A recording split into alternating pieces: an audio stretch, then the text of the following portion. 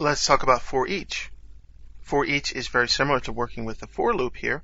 We've already looked at the for loop in our Hello World application, one of the first applications we were working with.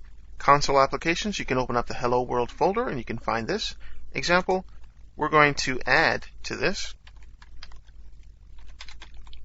using a for each statement here.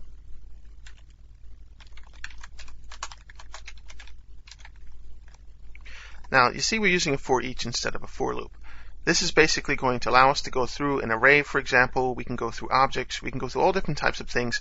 This works and comes in handy a lot when you're working with ADO, when you're also working with the file system and XML, for example, and we'll see this later as we work. This is just to give you a good overview of working with for each. It's a great way to work, and I'll give you some more tips on working with for loops. Now, we just have our for each statement there. We're going to do the same thing that we did with the console application with the regular for.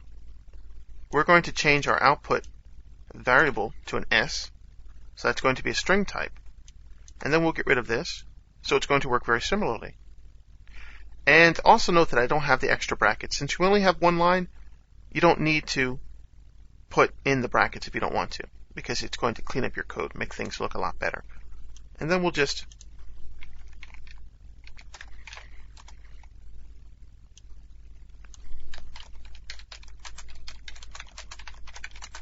put another console write line there so we can just know when that's going to start, and then we'll just build it.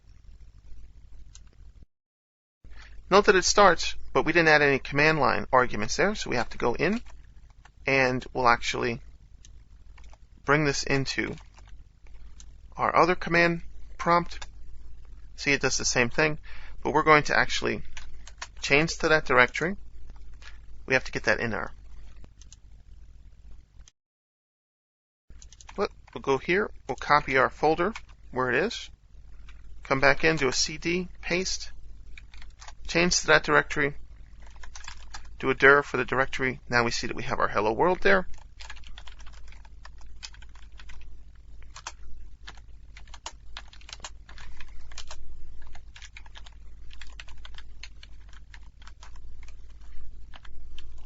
We'll just put a bunch of different command line arguments there, as you can see. Let's move this up.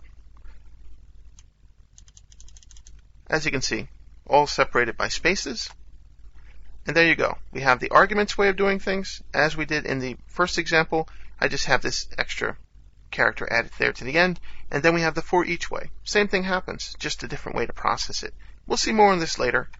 And you also get the idea of how it works and how to make things work the way you want them to. This is working with a string type here, and this type is matching the array of strings here.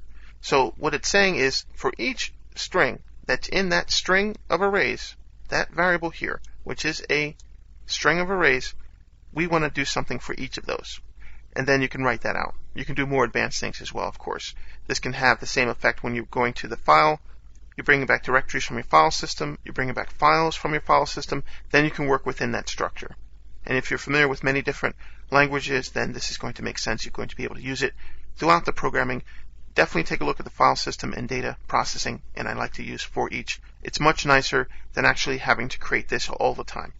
You actually have less conditions to worry about because you're dealing with something that is a collection of something that has a beginning and an end already, and then you can process it that way. You can also do this as we did it here, and what we do is because we're using an array, we take the length. As long as I is less than the length of our arguments, then we're going to be able to process this for loop and then increment by 1.